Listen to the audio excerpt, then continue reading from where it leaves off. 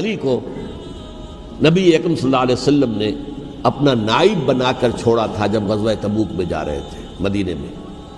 حضرت علی نے کہا بھی کہ مجھے آپ عورتوں کے ساتھ بٹھا کے جا رہے ہیں۔ فرمایا تمہارا مقام میرے ساتھ وہی ہے جو موسیٰ کے ساتھ ہارون کا تھا۔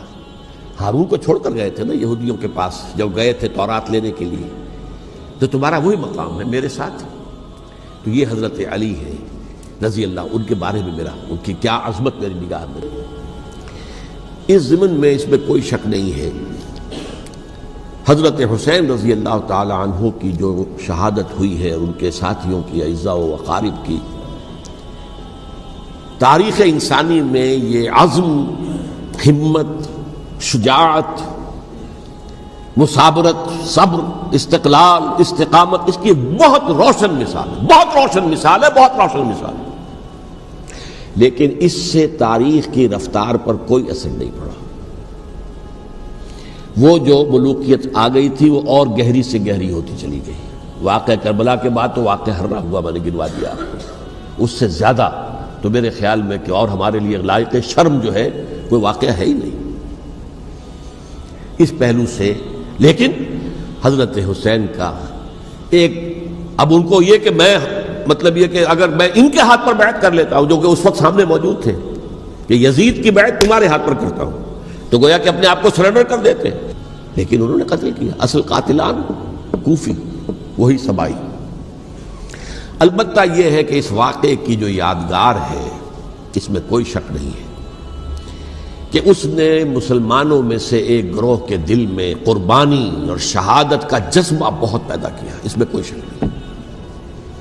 اور جس طریقے سے کہ عاشورہ محرم میں یاد منائی جاتی ہے، جس طریقے سے اس نے اہل تشیع کے اندر قربانی کا جذبہ بے انتہا پیدا کر دیا کہ دیکھیے حضرت حسین رضی اللہ تعالی عنہ کی اس شہادت کے بعد، اس کے بعد واقعہ ہررا بھی ہوا جو واقعہ کربلا سے بھی بعض اعتبارات سے زیادہ بھیانک اور زیادہ گھناؤنا واقعہ بنو امیہ کی تاریخ ہے، جس کو لوگ جانتے ہی نہیں۔ مدینہ کے کچھ لوگوں نے بغاوت کی اور انہوں نے اس کے خلاف فوج بھیجی، اور فوج کو جب مدینہ فتح کر لیا 3 دن کے لیے حلال کر دیا، جو چاہو کرو، یہاں جسے چاہو مارو، جسے چاہو لوٹو، جس کا گھر چاہو برباد کرو، جس عورت کو چاہو ریپ کرو۔ اور یہ مدینہ النبی کے اندر ہوا،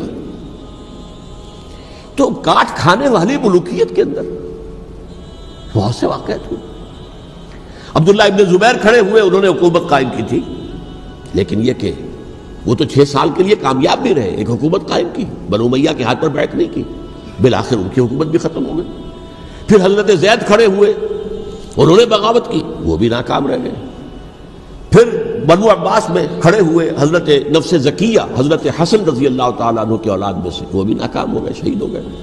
پھر یہ سمجھ لیا گیا کہ اب یہ جہاں تک 6ٹھی منزل ہے وہ تو دوبارہ تعمیر نہیں ہو سکتی، یہ تو جس کی لاٹھی اس کی بھینس، جس کے پاس طاقت ہوگی اس کی حکومت ہوگی، جس کا قبیلہ زیادہ قوی ہوگا، جس قبیلے میں زیادہ عصبیت ہوگی، مضبوط ہوگا، متحد ہوگا، طاقتور ہوگا، اسی کی حکومت ہوگی۔ البتہ اس کے نیچے لوگوں کے اخلاق کی اصلاح کرو۔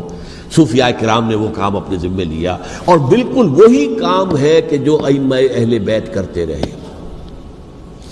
حضرت حسن کی اولاد میں پھر حضرت علی بن حسین رضی اللہ تعالی، حضرت حسین کی اولاد میں پھر امام محمد باقر، امام محمد جعفر صادق، اور اس کے بعد بھی 5 اور، کسی نے بغاوت نہیں کی۔ جیسے علماء کرام کام کر رہے تھے اور جیسے صوفیاء کرام کام کر رہے تھے، ایسے ہی وہ مسلمانوں کی علمی تربیت، روحانی تربیت و تزکیہ کر رہے تھے، کسی نے حکومت کو چیلنج نہیں کیا۔ نوٹ کر لیجیے اس بات کو۔